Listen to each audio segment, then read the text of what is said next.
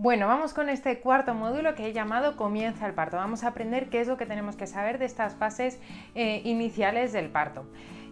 Primero, saber cómo comienza el parto. La manera más frecuente de que comience un parto es de manera espontánea. Esto quiere decir sin que nosotros tengamos que hacer algo para que comience. ¿Cómo empieza un parto de manera espontánea? Pues una vez que hemos superado esa fase de contracciones prodrómicas, esa fase de contracciones que nos llevan hasta estar en una fase activa de parto. Recuerda que la fase activa de parto era cuando el cuello estaba centrado, borrado, dilatado 3-4 centímetros y con contracciones de parto, que son contracciones que ya son seguiditas, regulares, intensas, que ya no se van parando y que incluso van ya aumentando la intensidad. Pues hasta llegar a este punto hemos estado con esas contracciones prodrómicas que pueden ser más o menos irregulares y haciendo todas esas herramientas que te decía que hacíamos normalmente en casa. Cuando ya esas contracciones se vuelven más regulares, ya hacen que el cuello se ponga en esas condiciones y ya comienza el parto. Este parto, como te estoy contando, ha comenzado de manera espontánea. Lo ideal, por ejemplo, es que si vamos a utilizar la analgesia epidural durante la dilatación, si hemos decidido ponérnosla, es esperar como mínimo hasta este momento para ponerla. Primero, porque si la ponemos antes, si nos la ponemos antes, en la mayoría de hospitales todavía no se puede andar cuando nos ponen la anestesia epidural. Es verdad que ya hay algunos que ponen un tipo de anestesia o analgesia epidural que nos permite que caminemos, pero todavía hay muchos, cuando nos ponen la analgesia epidural, ya no nos podemos mover de la cama, entonces perdemos esa libertad de movimientos de los que te he estado hablando durante todo el curso. Por otra parte, si ponemos analgesia epidural demasiado pronto, nos arriesgamos a que se alarguen los tiempos, que se dilate el progreso de la dilatación, valga la redundancia, en el tiempo, y que haya que intervenir, que en otras ocasiones no haría falta intervenir. Entonces, por eso es ideal intentar esperar como mínimo hasta esta situación te repito porque es muy importante, ese cuello borrado, centrado, dilatado 3-4 centímetros, con contracciones seguiditas e intensas, esa situación de parto activo, para utilizar esa analgesia epidural o utilizar otros medios que puedan hacer que nos quedemos en la cama, etcétera, para intentar que el parto se desarrolle de la manera más natural posible y menos intervenida posible, para tener más probabilidades de que acabe en un parto normal y tengamos una experiencia maravillosa. ¿Qué más nos puede pasar? Pues también puede pasar que rompamos la bolsa. Recuerda que el bebé dentro del útero está dentro de una bolsa de membranas que está llena de líquido amniótico. Este líquido amniótico es muy importante porque le permite moverse dentro del útero para poder desarrollar sus extremidades, su aparato locomotor y poder desarrollarse de manera correcta. ¿Qué es lo que tenemos que saber cuando se rompe la bolsa? Bueno, la bolsa se puede romper de varias maneras. Una, como en las películas, que es como una explosión que sale todo el líquido y no tenemos dudas de que hemos roto la bolsa, pero también puede ser, imaginaros que tenemos una bolsa de plástico llena de agua y le hacemos un agujerito en la parte superior, ese agua se iría derramando gotita a gotita, gotita a gotita. Es frecuente que cuando se rompe la bolsa así no estemos seguras de si hemos roto la bolsa o no. Simplemente, si tenemos dudas, acudimos a urgencias para que nos hagan una prueba muy sencilla para ver si la bolsa está rota o no. Bien, una vez que hemos roto la bolsa en casa y sabemos que es la bolsa, tenemos que fijarnos en el color del líquido que sale, ¿vale? Lo normal es que salga clarito o sonrosadito, como con un poco de restos de sangre, pero no sangre, sino como el agua de lavar carne, como un color clarito, sonrosadito, ¿vale? Esto significa que el líquido es claro.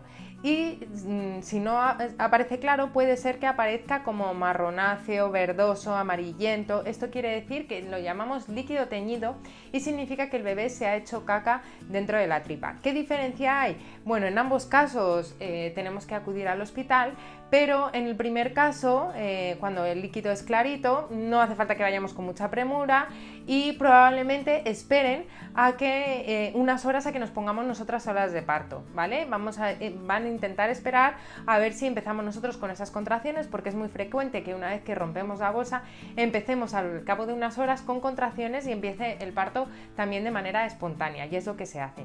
En cambio, si el líquido es teñido, tenemos que ir con un poquito más de premura al hospital. Tampoco hace falta ir corriendo, pero si a lo mejor, si el líquido es clarito, pues esperamos a que nuestra pareja o nuestro acompañante venga nos recoja y subimos tranquilamente. Bueno, pues en este caso del líquido teñido tenemos que ir con un poquito más de premura, y en la mayoría de los hospitales lo que van a hacer es ya continuar el parto, ya vigilando al bebé, etcétera. No es que pueda pasar nada peligroso, pero sí que es verdad que hay que vigilar un poquito más al bebé, porque al hacerse caca dentro, pues hay que vigilar un poquito más ese parto y a ese bebé. Y entonces en este líquido teñido, en la mayoría de los casos, como os digo, ya se continuaría el parto de una manera o de otra, con una monitorización continua del bebé. Ya os digo que esto es en la mayoría de los hospitales. Y algo que me preguntan muchas madres es: pero ¿puedo romper la bolsa sin tener contracciones? Sí, es frecuente y es normal. ¿Y puedo empezar con contracciones y no romper la bolsa? También es frecuente y también es normal. Es indistinto el momento en el que se rompe la bolsa respecto al inicio de las contracciones. Como te explicaba, si rompemos la bolsa, es muy frecuente que a las horas empecemos con unas contracciones que al poco tiempo ya nos pongan de parto.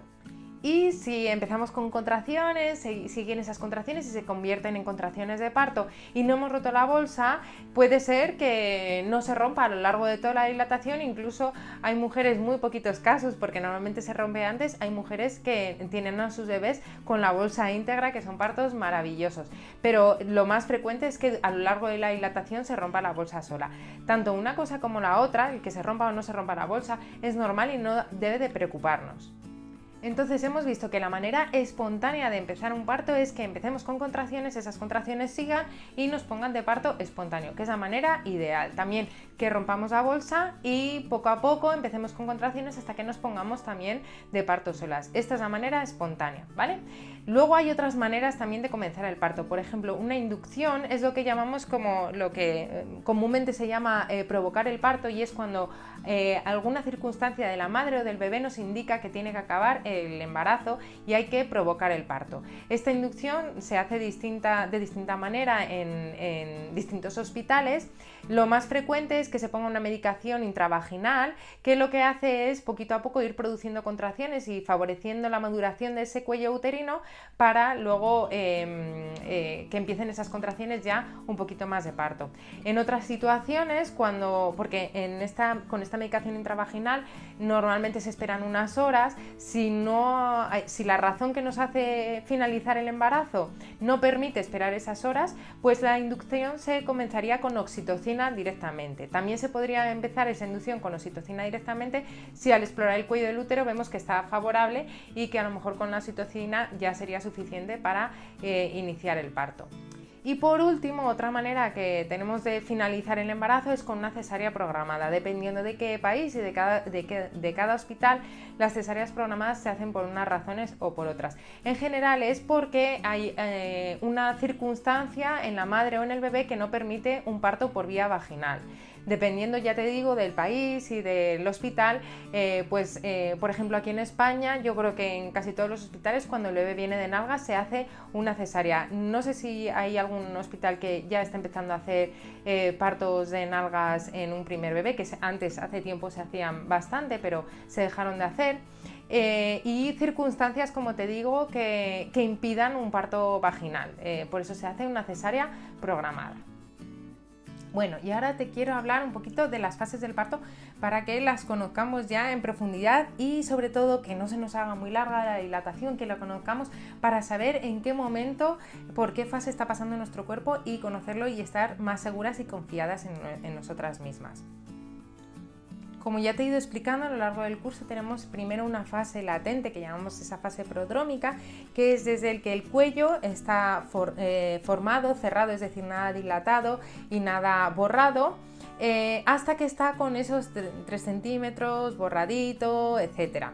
¿Qué pasa en esta primera fase latente o fase prodrómica? Pues que tenemos estas contracciones que, como te decía, pueden ser más o menos irregulares o más o menos intensas y que hay que llevarlas pues de la mejor manera posible con todas las herramientas que te he contado.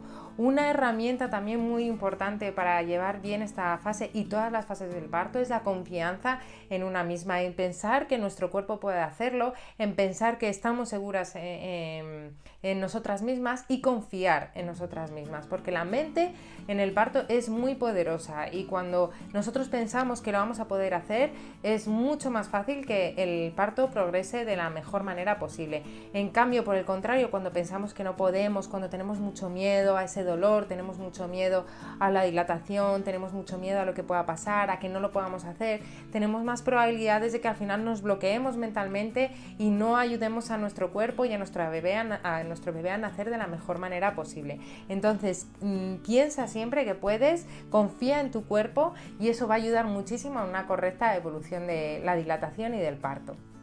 Bien, una vez que hemos pasado esta fase latente, esta fase prodrómica, que ya nos dicen que ya estamos de parto, empezamos en la fase activa de parto. Eso es desde los 3-4 centímetros de dilatación hasta los 10 centímetros de dilatación.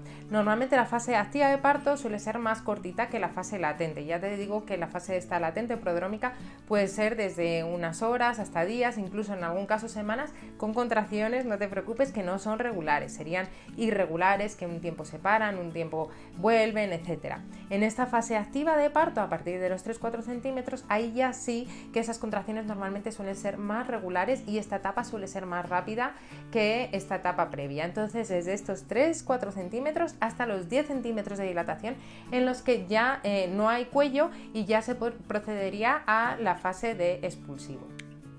Pero desde que tenemos esa dilatación completa hasta que nace el bebé también hay que dejar pasar un tiempo, que es variable también dependiendo de los protocolos de cada hospital, pero puede ser incluso hasta en una mamá que es el primer bebé y tiene la epidural puesta, podrían ser hasta 4 horas. ¿Por qué te cuento esto? Para que no tengas prisa. A lo largo de toda la dilatación no hay que tener prisa porque el bebé nazca pronto, hay que dejarle al cuerpo el tiempo que necesita para ir dilatando de la mejor manera. Entonces, desde que estamos en esa dilatación completa hasta que nace el bebé, tiene que pasar un tiempo para permitir que el bebé baje por el canal del parto en una serie de planos que nosotros llamamos los planos de Hodge, que la cabecita del bebé va descendiendo por la pelvis hasta que ya llega al introito vaginal para ese descenso de la cabecita y que pueda salir hacia el exterior. Esta salida del bebé hacia el exterior es lo que llamamos el expulsivo del bebé, que es el parto. Y una vez que el bebé ha nacido, el bebé sigue unido a la mamá a través del cordón umbilical. Dentro del útero lo que sigue quedando es la placenta, que es esa torta que llamamos torta placentaria, que es la que está unida al útero por un lado y unida al cordón umbilical al bebé por el otro, que es la que permite el paso de la sangre de la mamá al bebé. Pues bien, una vez que el bebé nace, la placenta se va desprendiendo sola del útero materno y poquito a poco va saliendo hasta que sale del todo, que es lo que llamamos el alumbramiento.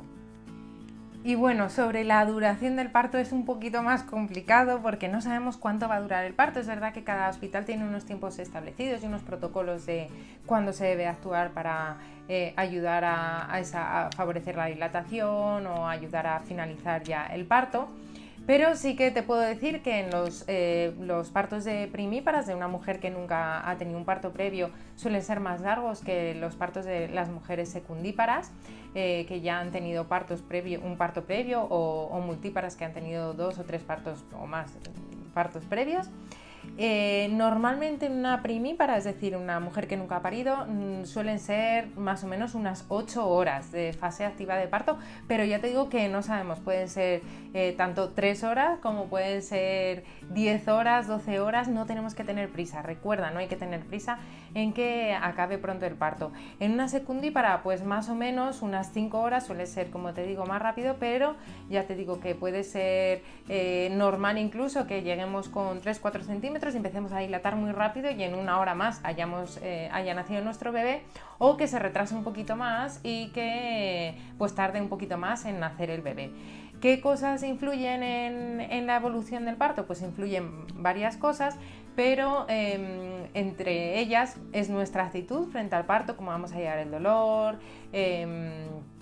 cómo estamos de seguras sobre ese parto. También influye el tamaño del bebé respecto a nuestra pelvis y el tamaño de nuestra pelvis respecto al tamaño del bebé, sobre todo de su cabecita, porque lo primero que sale es la cabecita, que es lo que más cuesta, luego el resto del cuerpo sale solo. Entonces lo que normalmente miramos es las proporciones entre la cabeza del bebé y nuestra pelvis. Todo esto influye también, y también influye en la posición de la cabecita del bebé. Normalmente todos los bebés nacen con la cabeza mirando hacia abajo, como si mirara hacia el suelo, como si mirara hacia nuestro culete.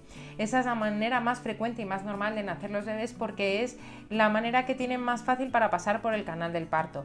Pero hay algunos niños, cuando nacen así, decimos que están en anterior, y normalmente pues el parto se desarrolla de manera más rápida. Hay algunos niños que en vez de colocarse así mirando hacia abajo, se colocan mirando hacia arriba. Nosotras las matronas colocamos a la mamá en distintas posturas para facilitar que el bebé rote la cabeza y facilitar también que haga ese descenso por el canal óseo de la mamá, por la pelvis de la mamá. Porque cuando miran hacia arriba les es un poquito más complicado hacer esos movimientos que tiene que hacer con la cabeza para descender por el canal y ya nacer. Cuando los bebés están naciendo en posterior, que es como te digo, mirando hacia arriba, puede ser que se alarguen los tiempos porque le cueste un poquito más rotar o descender por el canal, y puede que se alargue un poquito el parto.